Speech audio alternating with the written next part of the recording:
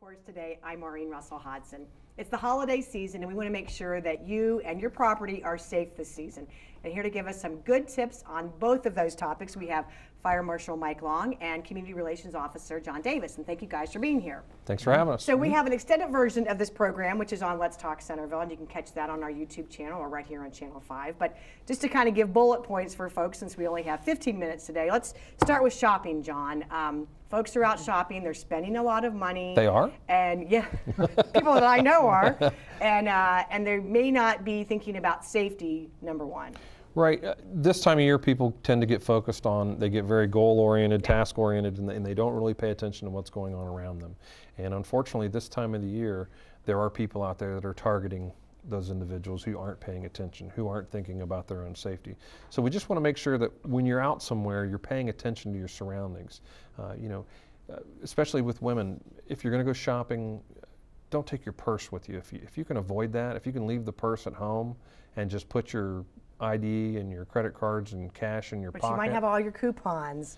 You can put your coupons in your back pocket. Or you can also get them on your cell phone. Right. There's many different ways around that. But what happens is, and I see it all the time, and I sometimes I have a hard time turning it off. So I'm at the mall or I'm at the store and I'm watching people just make really bad decisions. If you're going to have that purse, make sure you're carrying it over your shoulder and in front of you, not behind you. Make sure that it's zipped closed, that someone can't see inside of it to see what's there. Never leave it in a cart. Never leave it sitting on a display. I do see that. Never leave it in a dressing room.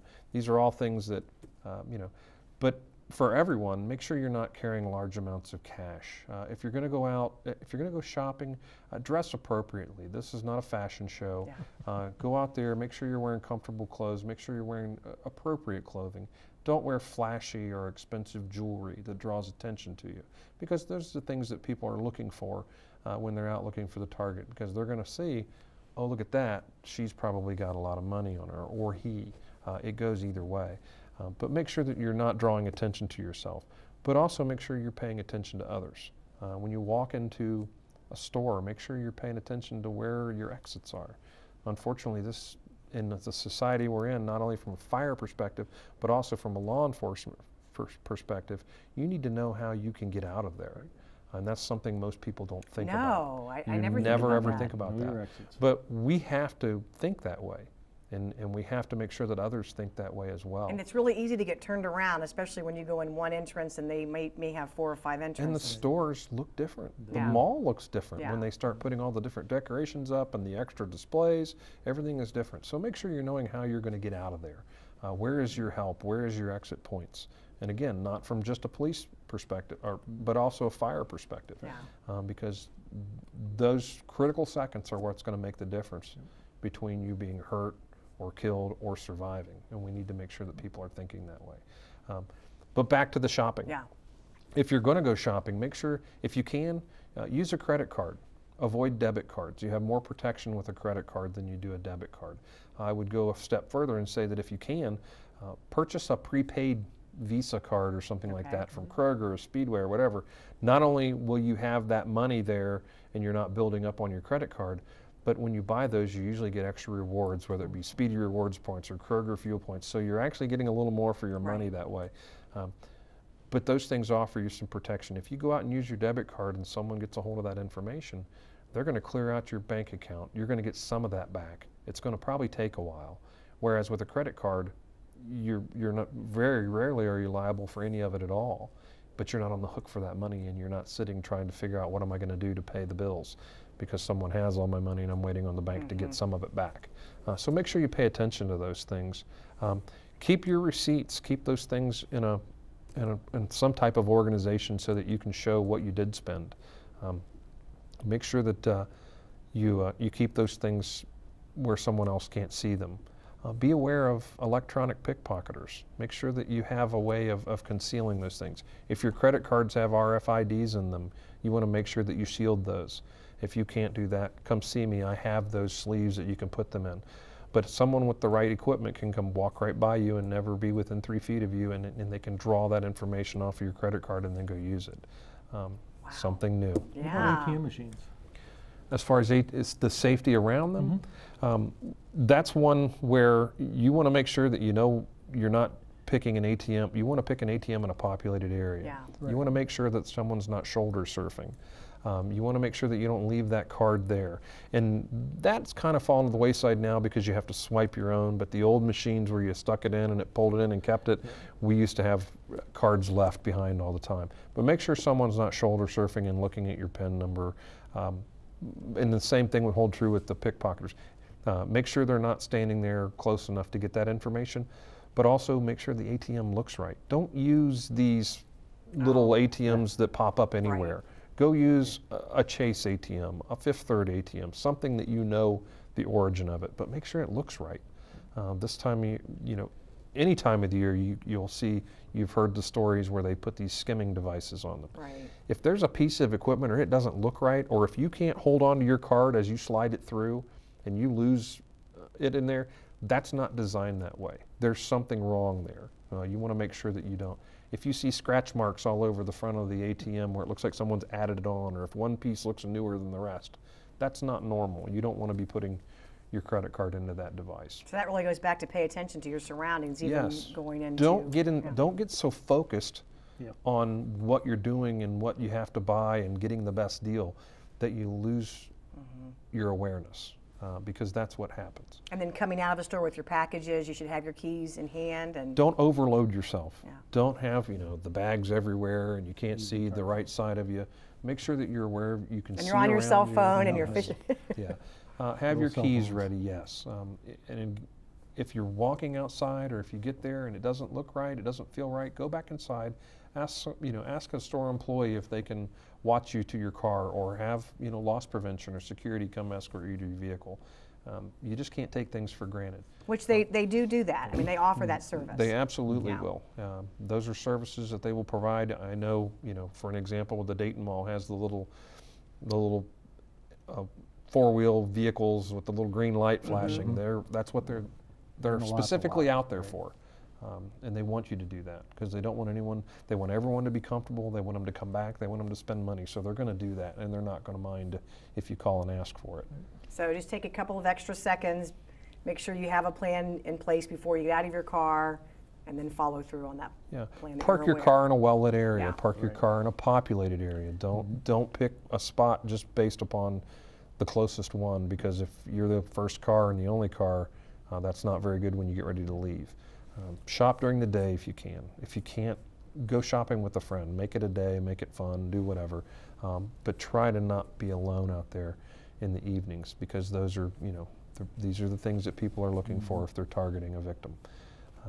And we've said this before, Centerville is a safe community, but there are people out there who are looking, especially during the holiday season. Some people are desperate and and this message goes for, we want our citizens to be safe no matter where they go. And this is a universal message. This goes anywhere you go. And we know that there are people coming to Centerville to shop, and there are people leaving Centerville to shop. So these things hold true no matter where you are. Just be aware of your surroundings. Don't get caught up in the moment, and take charge of your own safety, because the only person that's with you 24 hours a day is you. And I know you two could write a book, teach a class, do all kinds of things about safety. And so, Mike, when we move kind of into the house, I know on Let's Talk we talked about trees, and we'll talk about some of those things. But I know for you thought the most important thing to talk about was cooking fires. Cooking fires is the #1 cause of residential house fires. Who in the world cooks anymore? Well, you'd be surprised how many people cook. They still do. I think with the cell phones now, people get really distracted. They get on calls. They start cooking. They walk away from the stove. In my day, you used to have a 15-foot cord that kept you close to the kitchen on the old phones. Now people get phone calls. They're cooking. They get sidetracked very easily. They walk away from it. Next thing you know, the smoke detector is going off and the kitchen's on fire. They're calling 911, and it takes a whole new perspective on what they were doing. So.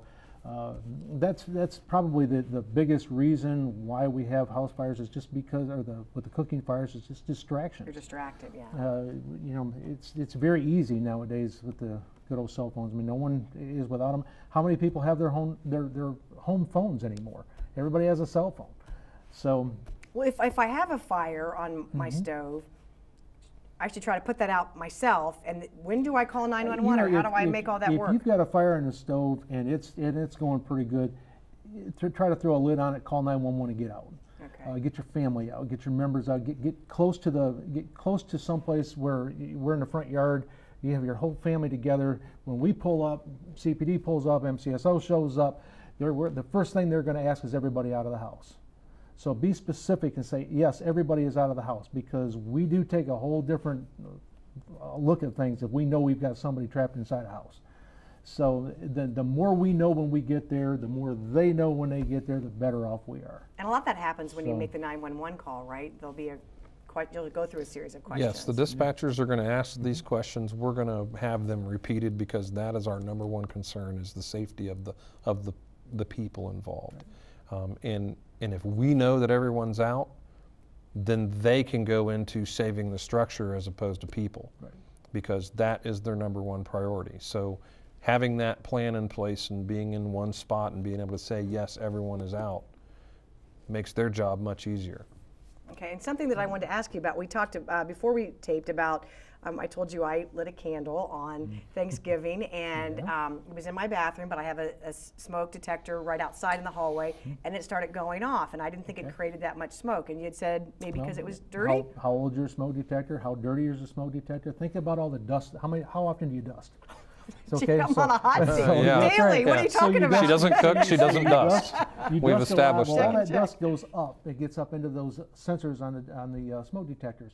Take a can of compressed air that you would use for the computer keyboards or whatever, spray that sensor out. Smoke detectors are good for 10 years. If it's over 10 years old, replace it. Smoke detectors have come down in cost. Replace them. If they go off and they're going off a little more constant, replace it. You know, how many times have you heard, well, I'm overcooking and my smoke detector goes off? And, you know, I was cooking toast, my smoke detector goes off. Every time it goes off, it gets more sensitive. Replace it. It's time for a replacement. So, okay, and you need to check your batteries twice a year. Check your batteries twice a year. Check your smoke detectors monthly. You know, practice your fire drills with it.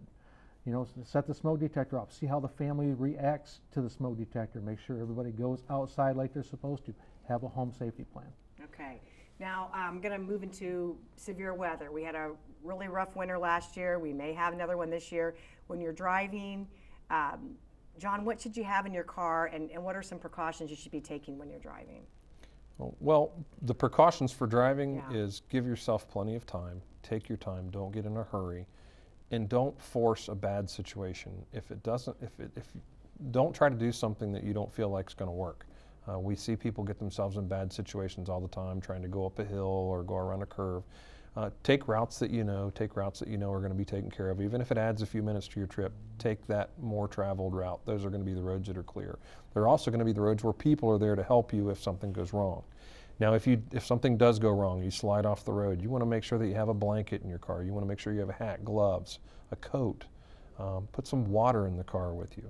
Make sure you have a car charger for your cell phone, some rock salt, a small shovel to keep the tailpipe clean if you have to sit there and leave your car running to keep warm. Keep your gas tank at least half full. I would say even a little more than that would be best if you can, but during those times of the year, do that. And there's a lot of this information in our current town crier that you can go to pick up some extra tips. Give yourself enough time to defrost your windows. Oh, so yeah. You can see out, Please don't play tank driver as you're looking out the little hole. Rush outside and get the little hole and drive. You know, you need to have clear vision. I think that's that is a good point. And also, you should not only make sure is it safe, but it's also the law. It is the law. It is the law. I did not realize that. Yes. Okay, so you have to make sure your whole windshield is clear. You need to make sure that your vision is not obstructed. And if there is a deep snow, clear the area where the fire hydrant is, right? Yeah, so that if you all have a can fire find hydrant it. in your yard, make sure we can find that fire hydrant. Make sure all the snow is cleared away from it so we can see it. The hydrant's there for the area for the homes. So the quicker we can find it, the better off we're going to be. All right, fellas, thank you so much for all the good information. We want everyone to have a safe and happy holiday season. For more information, you can call the City of Centerville, 433-7151, or visit our website, centervilleohio.gov. We'll see you next time.